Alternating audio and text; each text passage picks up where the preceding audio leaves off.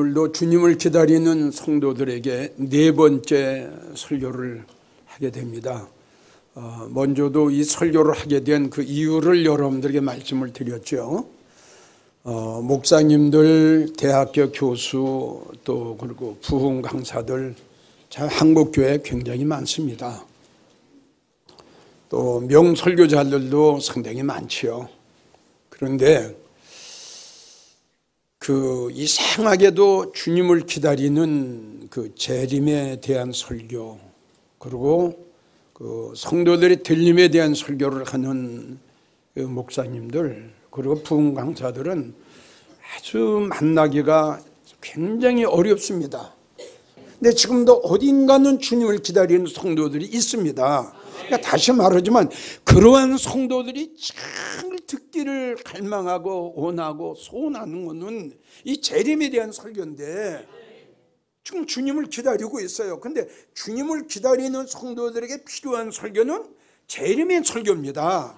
근데 지금 이야기한 대로 목사님들은 많은데 재림에 대한 설교를 하는 성도는 적다는 결론이죠. 그러니까 나는 그 많은 목사님들 중에 나도 재림의 신앙을 갖고 들림의 소망을 갖고 목회하는 목사로서 나만이라도 주님을 기다리고 살아가는 성도들에게 좀 위로 좀 해주고 힘이 되어주고 좀 용기를 내가 줘야 되겠다, 이런 마음이 들어서 지금 네 번째 설교를 하게 되는 거죠. 정말 주님을 기다리고 들림의 소망으로 사랑하는 주의 성도들은 이런 설교를 들으면서 조금이라도 마음의 위로가 되기를, 정말 용기를 갖기를 참 힘이 됐으면 참 좋겠습니다. 난 그러한 마음으로 이 설교를 준비합니다. 이 시간 주님을 기다리는 성도들에게 하고 싶은 이야기는, 주님을 기다리고 들림의 소망으로 사랑하는 주의 성도들은 특별히, 아주 특별히 하나님 앞에 감사하세요. 정말 감사하세요. 정말 감사하세요. 왜 내가 이렇게 강조를 하느냐? 자, 똑같은 성경을 가지고 똑같이 믿음 생활을 하는데 어떤 성도는 주님을 기다려요. 어떤 성도는 이 말씀을 봤어요. 내가 너희의 처소를 예비하러 가노니 가서 너희의 처소를 예비하면 내가 다시 올게. 이게 믿어지는 거예요. 근데 그분들도 봤어요. 그런데 안 믿는 거예요. 이분들이 주님이 다시 오신다는 걸 안 믿는 거예요. 자, 믿어지면 기다리죠. 믿어주면 기다리죠. 그래서 주님을 기다리는 성도들에게 특별히 하나님 앞에 감사하십시오 라는 이유는 뭐냐 그러면, 똑같이 믿음 생활하는 성도들 중에 저들은 주님을 안 기다린다, 도리어 이상하게 생각한다. 그런데 우리는 이상하게 이게 믿어지더라. 왜? 믿음의 차이다 이겁니다. 믿음의 차이. 그래서 데살로니가 후서 3장 2절을 보면 우리 주님이 이렇게 말씀하셨어요. 참 귀한 말씀하셨어요. 이 믿음은 아무나 갖는 믿음이 아니란다. 아멘. 그러니까 이 말씀 보세요. 믿음이 하나라면 이 말씀을 안 하시죠. 잘 이해가 안 가요? 믿음이 여러 개가 있기 때문에 이 믿음은 여러 개 중에 요 믿음은 모든 사람의 것이 아니다. 자, 이 말씀만 봐도 믿음이 하나가 아니죠. 다시 강조하지만 우리는 믿어요. 어떤 일이 있어도 주님을 기다리는 거예요. 아멘? 네. 근데 저들은 그렇게 주님 오실 때 가까웠다 해도 안 믿는데 그 이유가 뭐냐? 우리 한번 분석을 해봅시다. 우린 믿어진다, 저들은 안 믿어진다. 그럼 이게 이유가 뭐냐? 믿음이 나올 거 아니에요. 아멘? 자, 우리가 누가복음 17장을 보게 되면, 또 창세기 6장을 보면은 우리 하나님께서 노아에게 홍수로 심판하실 것을 말씀했죠. 큰 노아의 8 식구들은 하나님의 말씀이 믿어지는 거예요. 응? 이걸 가지고 100여 년이 넘도록 믿음 생활을 한 거예요. 그 성경을 보게 되면 노아가 나가서 의를 전파했어요. 하나님의 심판이 여차여차해서 하나님께서 홍수를 내려서 심판하실 거다. 나가서 전도했어요. 근데 성경을 마태복음 24장을 보면 노아의 8 식구들이 방주에 타는 그 시간까지 먹고 마시고 장가들고 시집가고, 이게 뭡니까? 세상에 빠져버린 거예요. 근데 노아의 8 식구는 믿어지는 거예요. 근데 얘들이 안 믿어지는 거예요. 여러분은 어떻게 생각해요? 오늘 이 자리에 나와서 예배드리는 성도님들, 그리고 천국에서 주님을 기다리는 성도들, 여러분들은 노아의 후손이라고 생각합시다. 아브라함의 후손이라고 우리 생각합시다. 할렐루야. 얼마나 복받았습니까? 믿음의 후사요, 믿음의 후손이요, 믿음의 후사요. 얼마나 복받았습니까? 안 믿어지는 건 믿어지는 겁니다. 다른 사람이 안 믿는 거 우리는 믿는 겁니다. 아브라함은 바랄 수 없는 걸 바라고 믿었습니다. 여러분, 이게 믿음 아닙니까? 얼마나 복받았습니까? 자, 그래서 제가 지난번에 여섯 가지를 말씀을 드렸어요. 주님을 기다리는 성도들, 이것만큼은 우리가 꼭 알고 이것만큼 우리가 꼭 지켜야 주님 오실 때 우리가 주님 영접하지, 이게 흔들리고 이대로 믿음 생활을 하지 않으면 주님 영접할 수가 없다. 그걸 말씀을 드렸어요. 그래서 제일 첫 번째가 뭐냐 그러면은, 주님을 기다리는 성도들이 제일 첫 번째 알아야 될 것은 뭐냐 그러면 사람의 미혹을 조심해야 돼요. 그래서 이 말씀은 내 말이 아니에요. 오늘 이 말씀은 예수님이 우리에게 하신 말씀이에요. 아멘? 예. 오늘 이제 이 말씀을 주님을 기다리는 성도들에게 우리 주님이 주신 말씀이에요. 그래서 사람의 미혹을 조심하라. 왜 이 말씀을 하셨냐 그러면 마태복음 24장을 보면은 베드로, 요한, 야고보, 안드레가 감난산에 앉아 계신 주님을 찾아가서 이렇게 물었어요. 예수님, 세상 끝에는 무슨 일이 일어납니까? 그랬더니 사람의 미혹을 조심해라. 지금 우리 주위에는 이단들이 득실득실합니다. 얼마나 거짓 목자, 싹군 목자, 이단들이 하나님의 이름을 빙자해서 영적 사기치고 얼마나 많은지 모릅니다. 그래서 우리는 주님을 기다리는 성도들 제일 첫째, 미혹을 조심해야 돼요. 정말 이건 미혹에 흔들리면 큰일 납니다. 그동안 믿음 생활한 거 하루아침에 없어지는 거예요. 이해가 갑니까? 두 번째, 주님을 기다리는 성도들이 조심해야 될 게 뭐냐 그러면 고린도 전서 15장 58절을 보면 주님이 우리에게 말씀하셨어요. 네가 주님을 기다리면서 핍박도 당할 거고 주위 사람들에게 멸시도 조롱도 당할 거다. 또 억울한 말도 들을 거다. 어떤 말을 듣든지 간에 너는 절대 너희가 들은 복음의 소망에서 흔들리지 마라. 다시 강조하지만 주님의 오심은 절대적인 진리요, 성도들의 들림은 하나님의 약속이요, 하나님의 언약이랍니다. 누가 어떤 말을 하든지 절대 이 복음에서 흔들리면 안 된다는 거예요. 그럼 세 번째, 주님이 우리에게 뭐라고 부탁하셨냐? 너 준비하고 있어야 돼. 마태복음 25장 10절, 마태복음 24장 44절을 보면은 예비하고 있어라.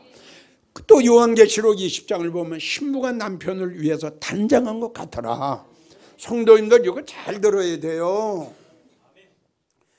주님을 기다린다고 해서 무조건 주님을 영접하는 게 아니고요, 들림 한다고 해서 들림 받는 거 아니에요.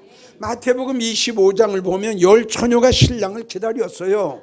그리고 들림 받기를 원했어요. 그런데 준비를 못했어요. 신랑이로다 했더니 마태복음 25장 10절을 보면 예비하였던 자들은 신랑과 함께 혼인잔치에 들어가고 그 준비하지 못한 미련한 처녀는 슬피 울고 어둠에 처했단 말이에요. 그러니까 전국에서 이 방송을 통해서 주님을 기다리는 성도들 이 설교를 들으면요, 주님 재림 들림 한다고 우리가 다 주님 영접하는 거 아니라는 거 이거 분명히 알고 계셔야 돼요. 준비해야 돼요. 준비. 그러니까 준비가 뭐냐 그러면 지난번에 말씀드렸어요. 우리가 속단장을 해야 돼. 속단장. 우리의 심령 속에 악, 이 5대 악이 나온다고 그랬죠. 시기, 질투, 미움, 교만, 고집 이런 거, 거짓 이런 거 다 뽑아야 돼요. 아멘이에요? 이걸 가지고 성경에는 할례라고 그래요. 할례. 그리고 히브리 4장 12절 말씀하시기를 하나님의 말씀은 이 세상의 어떤 것보다도 더 예리해서 하나님의 말씀을 통해서 너의 심령 속에 있는 더러운 죄악을 다 수선해라. 다 뽑아버려라. 주님은 우리에게 이렇게 말씀하셨어요. 이걸 가지고 우리는 신부 단장이라고 합니다. 주님을 기다리는 성도님들 이렇게 겉단장만 얼굴만 예쁘게 하려고 그러지 말고 속사람을 예쁘게 해야 돼요. 속사람을. 이게 신부 단장이에요. 이거 안 하면 성도님들 이거 안 하면 주님 오실 때 버림받아요. 그래서 잘 준비하고 있어야 돼요. 예비하고 있어야 돼요. 그럼 네 번째 주님이 우리에게 뭐라고 말씀하셨느냐. 요한계시록 2장 13절 죽임을 당할 때에도 나를 믿는 믿음을 저버리지 아니했더라. 할렐루야. 믿음의 정결을 지켜야 돼요. 믿음의 정결은 제일 첫째, 하나님이 제일 싫어하시는 게 우상 섬기는 자들입니다. 그래도 우상을 섬기는 자들과는 도무지 만나지 마라. 고린도후서 6장 16절 나하고 우상하고는 하나가 될 수가 없다. 이렇게 말씀하셨어요. 여러분 예수님하고 우상하고 어떻게 하나가 됩니까?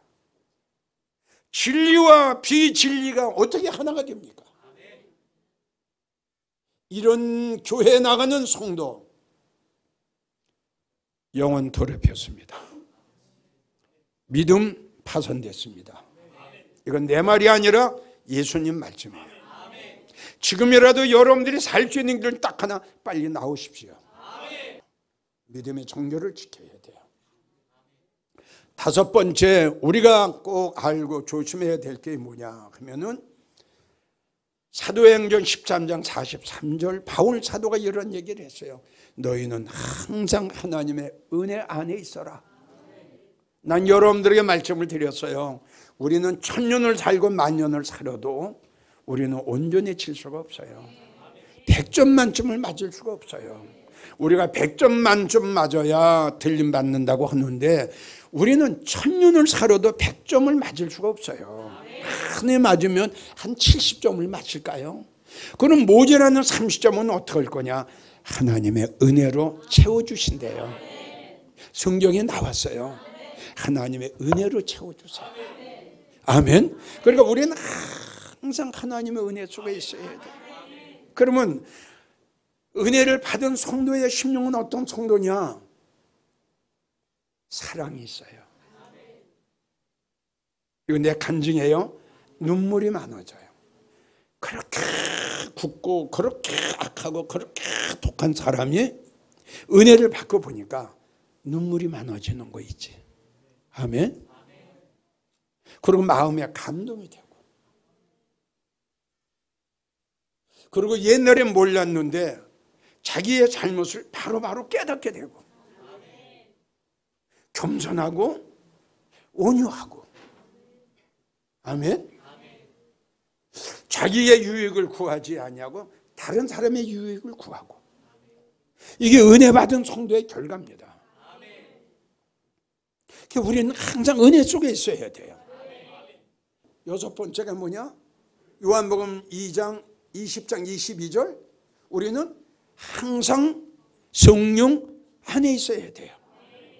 예수님께서 숨을 내쉬며 가라사대 너희는 성령 충만 받아라. 아멘. 우리가 믿음 생활을 하다 보면 힘들고 어려운 때가 있어요. 나의 힘으로 해결할 때가 있고 나의 힘으로 해결할 수 없는 일이 있어요. 아멘. 그 로마서를 보게 되면 성령님은 내가 간구하지 못하는 것까지 아시고 어떻게 탄식하며 나를 대신해서 간구해 주신다. 그리고 내가 어려운 일을 당했을 때에 성령님이 나를 도와주신다. 그러니까 이 6가지를 여러분들에게 그동안 말씀을 드렸어요. 자, 이 시간은 뭐냐? 7번째, 주님을 기다리는 성도들이 꼭 알아야 될 게 뭐냐? 우리는 항상 깨어 있어야 돼요. 그래서 성경을 보게 되면은 마가복음 24장 42절을 보면 깨어 있어라. 어느 날에 너희 주가 임할는지 알지 못함이니라. 그러니까 언제 올는지 모르죠. 오실는지 모르죠. 아멘. 그리고 누가복음 12장 37절, 주인이 와서 깨어 있는 것을 보면은 그 성도는 복이 있으리로다. 이렇게 말씀을 하셨어요. 그러니까 우리는 항상 깨어 있어야 돼요. 그리고 어디가 깨어 있어야 돼요? 여기서 우리가 주님께서 너는 항상 깨어 있으라고 하는 그것은 우리의 심령이 깨어 있어야 돼요. 자, 그러면 이 말씀을 주님이 하셨을까요? 한번 찾아볼까요? 예? 우리의 마음이 깨어 있어야 되고 우리의 심령이 깨어 있어야 돼요. 우리의 마음이. 아멘. 그래서 아가서 5장 2절을 보면 이런 말씀을 했어요. 내가 잘지라도 마음은 깨었는데. 그 다음 말이 참 은혜가 돼요. 자, 내가 잘지라도, 이 잠은 무슨 잠이에요? 그래, 육적인 잠이죠. 내가 잘지라도 그 다음에 뭐야? 내 마음은 내 영적으로 깨어있다 이거죠. 그런데 그 다음에 뭐냐 그러면 아주 귀한 말씀이에요. 나의 사랑하는 자야, 소리가 들리는구나. 아멘. 아멘. 내가 잘지라도 어떻게 우리의 마음은, 우리의 믿음은, 우리의 영혼은 항상 깨어 있어야 주님의 음성을 들을 수 있어. 여기 나왔잖아. 내가 잘지라도 내 마음은, 내 믿음은, 내 영혼은 깨어 있는데. 아멘. 나의 사랑하는 자야, 너는 주의 음성을 듣게 될 것이다. 너는 사랑하는 자의 음성을 듣게 될 것이다.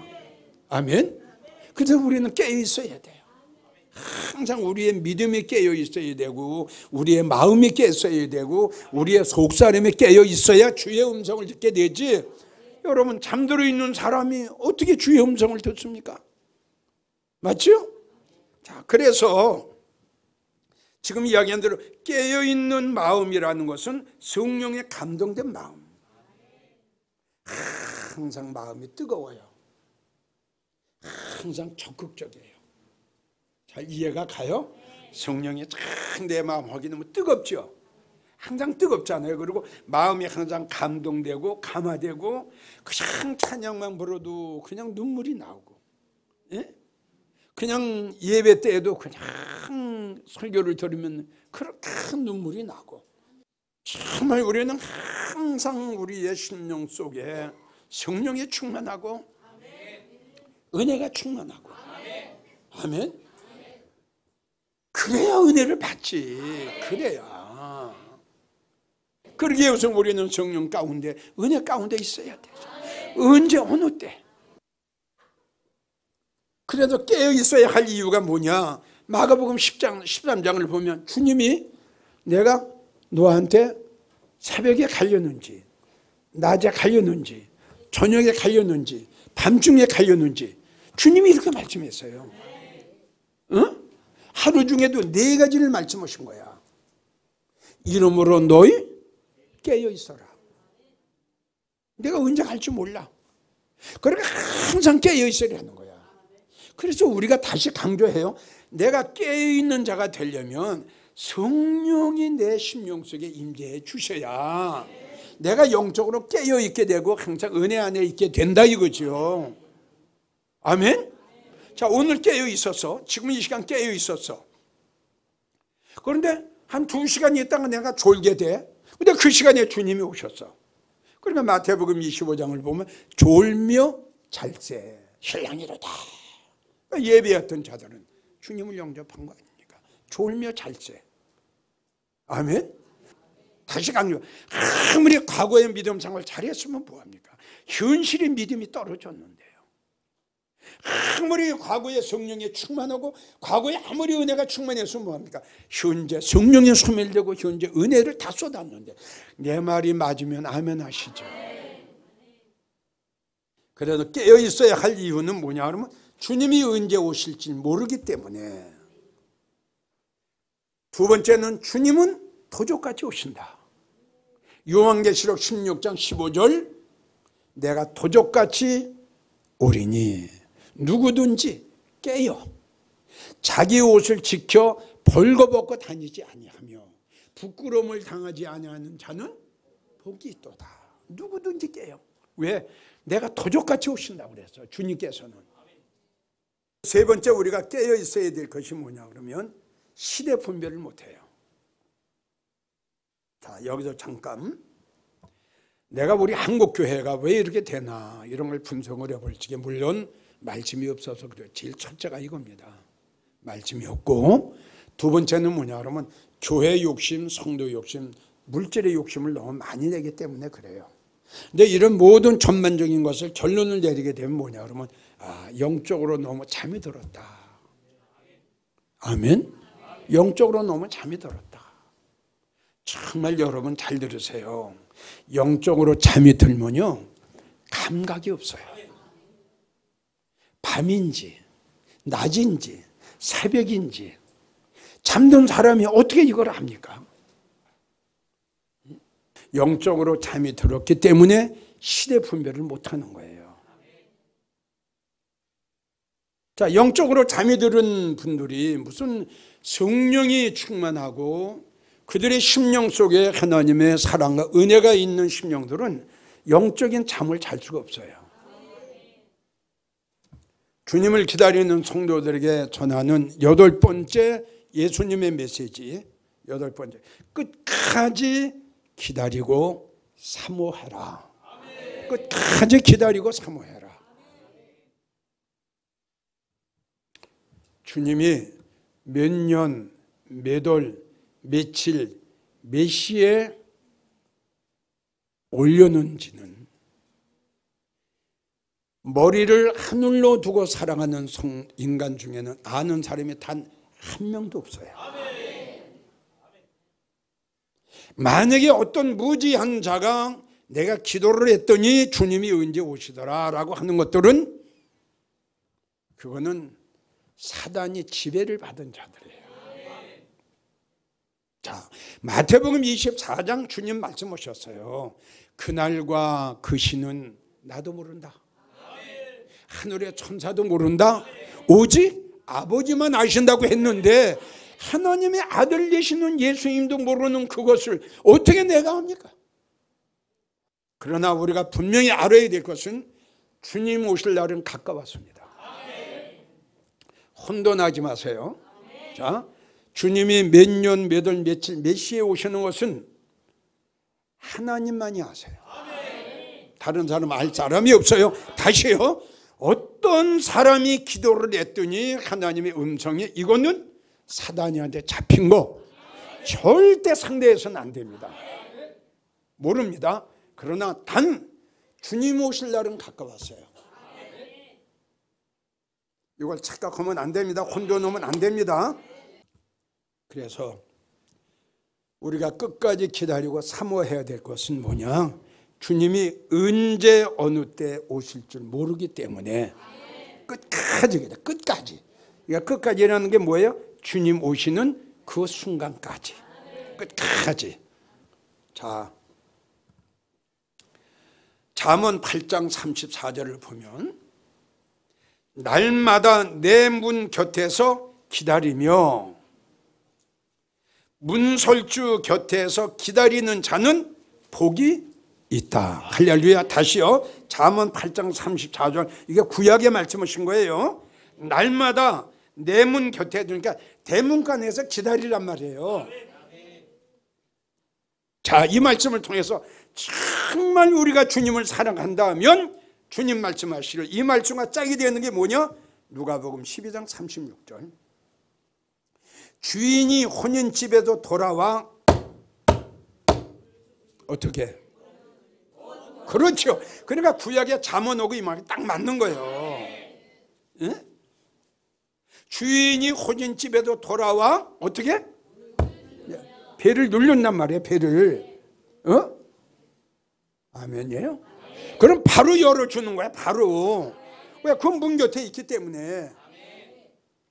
깨어 있어야 된다. 이거 깨어 있어야. 그러니까 주님을, 남편을 사랑하니까 깨어 있게 되고, 주님을 사랑하니까 깨어 있게 되는 거지. 디모데후서 4장 7절에서 8절로 보면 바울이 이런 얘기를 했어요. 내가 선한 싸움을 다 싸우고, 영적인 싸움이에요. 응? 네. 내가 선한 싸움을 다, 우리 다 싸움이 있어요. 이 싸움에서 우리가 이겨야 돼요. 다 있어요. 나를 넘어뜨리려고 하는, 예?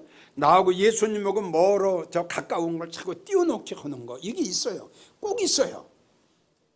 절대적으로 있다니까요. 뭐 목사는 없는 줄 압니까? 목사는 더 많아요. 이걸 알아야 돼요. 내가 주님 앞에 가까이 가면 가려고 할수록 이상하게 막 스트레스 받는 일이 막 생기고 속상한 일이 막 생기는 거예요, 이게. 이? 그래서 바울 사도도 엄청난 시련을 당했어. 감옥은 얼마나 많이 갔어요. 매너 얼마나 많이 맞았어요. 그러고 이제 고백한 일이, 내가 영적인 싸움을 다 싸우고 나의 달려갈 길을 다 달려가고 뭐 믿음을 지켰으니 그 다음 이제 후로는 나를 위하여 무슨 면류관. 그래서 저번에 말씀드렸죠. 면류관의 종류가 열 몇 가지가 되는데 그 중에 하나, 의의 면류관이면 믿음의 정조를 지킨 자들. 아멘. 네. 믿음의 정조를 지킨 자들. 순교자들이 쓰는 것은 생명의 면류관이에요. 아멘. 이제부터는 나를 위해서 의의 면류관이 준비됐으니 그 다음 이어서 하시는 말씀 아는 분, 나뿐만이 아니라, 다 같이 나뿐만이 아니라, 나뿐만이 아니라 나와 같이 믿음의 정조를 지키고 선한 싸움을 다 싸우고 달려갈 길을 다 달려가고 주님을 기다리는 자에게 이렇게 결론을 내렸어요. 나뿐만이 아니라 나와 같이 영적인 싸움을 싸우고 달려갈 길을 다 달려가고 믿음을 지키고 다시 오실 주님을 기다리며 사랑하는 성도들에게 우리 주님이 준비하는 것이 의의 면류관을 준비해 놓으셨는데 나뿐만이 아니라 나처럼, 아멘, 주의 나타나심을 사모하는 자이다. 얼마나 복받았냐고. 결론, 전국에서 이 설교를 들으시는 재림의 신앙을 가지고 주님을 기다리면서 믿음 생활하는 성도들, 절대 힘들고 어렵더라도 포기하지 마세요. 이 세상의 모든 건 다 변할지라도 주님이 우리에게 하신 말씀은 한 자도 변하지 아니하고 그대로 이루시겠다고 그랬어요. 절대 포기하지 마세요. 자, 우리가 창세기를 보게 되면 노아가 나옵니다. 노아의 8 식구는 그 사람들에게 멸시 천대를 받으면서 100여 년이 넘도록, 100여 년이 넘도록요. 오직 주님이 하신 말씀, 그 말씀 하나, 그거 하나 믿고 끝까지, 아무리 주위 사람들이 멸시하고 천대하고 조롱한다 할지라도 전혀 거기에 흔들리지 않고, 아멘, 일편단심, 하나님의 말씀은 때가 되면 그대로 이루어질 거야. 주님은 오신다고 오셨기 때문에 꼭 오실 거야. 무화과 나무의 비유가 이루어져 꼭 오실 거야. 이런 말씀을 꼭 마음판에 굳게 잡으시고 그날까지 꼭 승리하셔서 바울 사도가 썼던 의의 면류관 꼭 여러분들 쓰시기를 주의 이름으로 축원합니다.